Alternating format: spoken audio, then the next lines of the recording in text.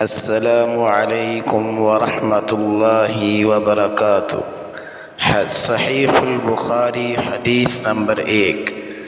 عمر بن خطاب رضی اللہ عنہ سے مروی ہے کہ میں نے جناب رسول اللہ صلی اللہ علیہ وسلم سے سنا، آپ صلی اللہ علیہ وسلم فرما رہے تھے کہ تمام اعمال کا دار و مدار نیت پر ہے، اور ہر عمل کا نتیجہ ہر انسان کو اس کی نیت کے مطابق ہی ملے گا۔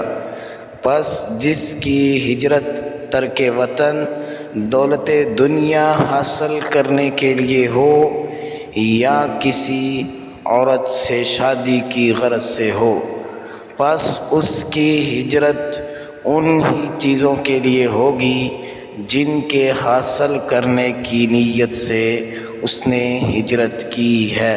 صحیح البخاری حدیث نمبر 1۔